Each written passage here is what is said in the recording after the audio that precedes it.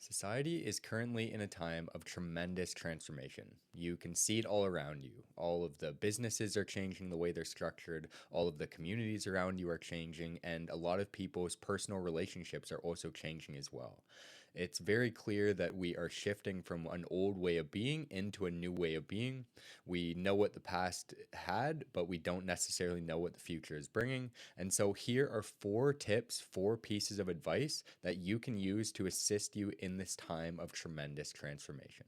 So the first piece of advice is to stay in your center. As the world around you gets more chaotic and more crazy, then the way to sort of anchor yourself in peace and stillness and ensure that you don't lose that piece of stillness is to basically find the stillness from within. You can't guarantee that the environmental conditions that you're in are going to create an environment that makes it easy for these things to occur. Rather, if you can find that peace and stillness from within, no matter what environment you're in, it will not disrupt or take you away from that peace and that stillness. Plus, the other thing that's important to consider is in this tremendous time of transformation, all sorts of people are going to be, let's say, changing their intention for what they're trying to build or where they're trying to go in their life. The path that you've been on before is certainly coming to an end. And so that means a new path is being birthed. And the reason why I say staying in your center is such a great piece of advice during this transformation is because this way you can ensure that the path that you're going to be taking moving forward, the things that you are actively going to be working towards, are in your greatest interest. Not the company you work for, not the people around you, but simply your heart determining what is best for you and then going from there. If you do this, then you can basically ensure that what happens in your life is best for you and you will be building the life that you want rather than just sort of hoping that, you get to where you want to be by following somebody else's path. So it's really important to choose what it is that you want in your life, stay in your center, and then from there work towards the place that you're trying to get to. The second piece of advice that I'd like to give you today is to get support when you need it.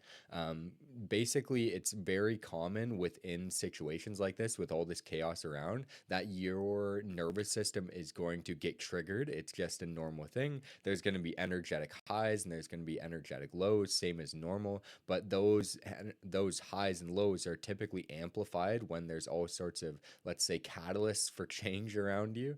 And so yes, it is possible for you to regulate your own nervous system when it gets triggered into fight or flight or like a fear based state. But it can be difficult to do that because the decisions that you make from a triggered state are likely going to be based out of fear, not based out of like love or security. So let's say that you are concerned about finances, right? Or like, maybe AI is potentially going to take away your job. And this brings up all sorts of fear in you. So now you're projecting your consciousness into the future and you're creating realities, imagining realities that could be negative. You're sort of choosing to see the negative side of things, which is totally understandable. It is a rational thing. However, you don't know what's going to happen. You have no idea whether, you are actually going to lose your job, or maybe AI will assist you in your job, or maybe just things are going to shift in a way that you can't possibly predict. So basically, it's unreasonable to some degree or another to spend a lot of your time and effort worrying about the future and, making decisions based out of worry rather than making decisions for the right reasons. So, what I'm trying to get at is you will most likely get triggered in this scenario. It's hard for you to get out of this triggered place on your own because you're not going to make the right decisions to do so. But you can rely on the people around you whose nervous systems aren't triggered to effectively help you enter into a regulated nervous system state once again. They can sort of help you to maybe talk you out of the beliefs that you have that are holding you back. They could basically even just give you like a hug or something, and that can oftentimes calm down that triggered state and return your baseline to normal. Another thing they can do is, yeah, just basically offer you different perspectives. You are probably locked in one way of thinking. It's basically that's what happens when your nervous system fires. It goes into tunnel vision, and so you can't see anything outside of what you're narrowly focused on. And so when you work with somebody who's not in that state, they can help you see the bigger picture again and help you to open up your perspective rather than have it be so tight and narrow.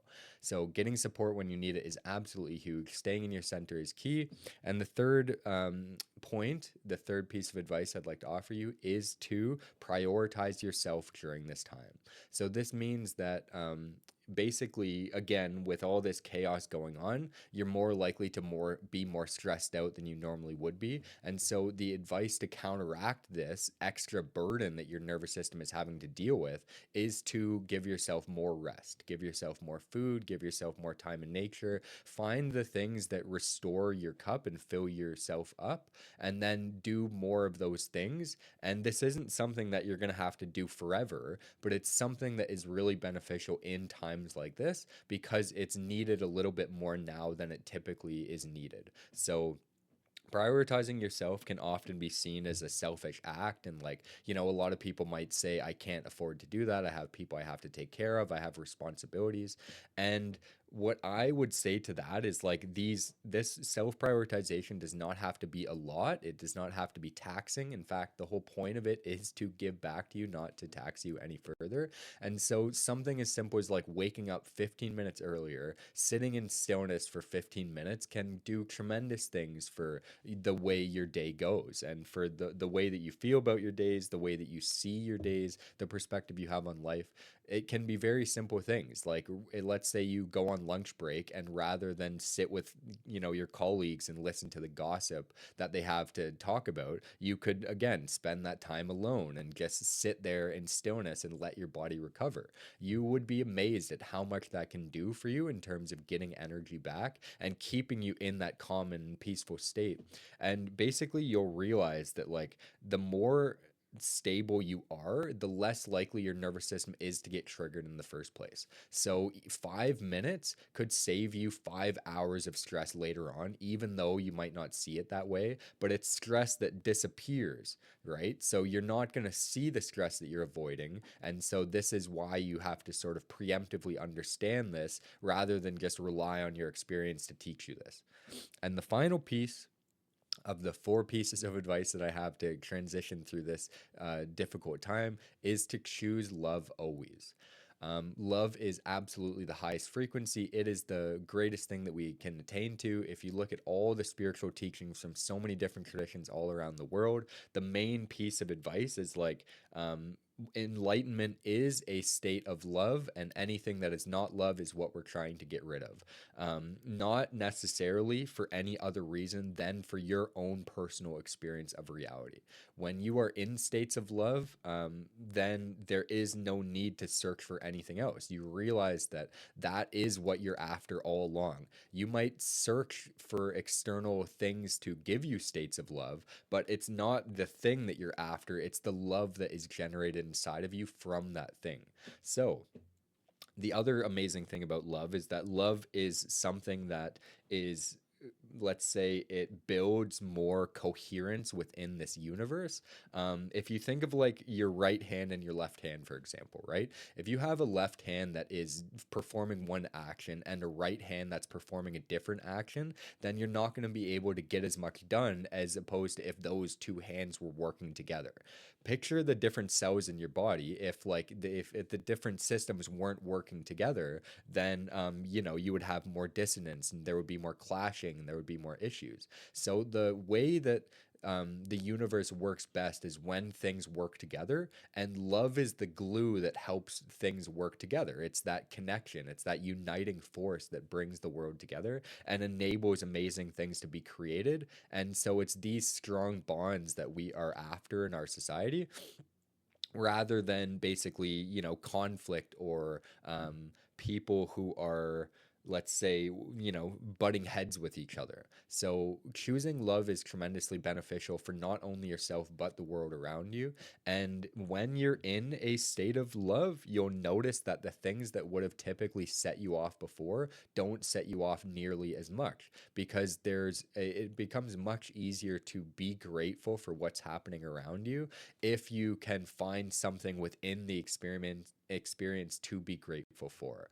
So, to recap, staying in your center is really amazing advice. Getting support when you need it can be super beneficial to help you get out of those difficult states faster. Prioritizing yourself is key, and choosing love always are going to be the four pieces of advice that really help you through this transitionary time. Thank you so much for watching. It's been an absolute pleasure to sit down and share these pieces of information with you. And if you're interested in professional coaching or some of my other services, you can check out the websites down below. And I'd love it if you could subscribe and like to catch any more of my future videos, because this really is something I'm deeply passionate about, is sharing wisdom and helping people through the difficult things that they have going on. So thank you so much for watching. I will catch you in the next episode, and I hope you believe in yourself today.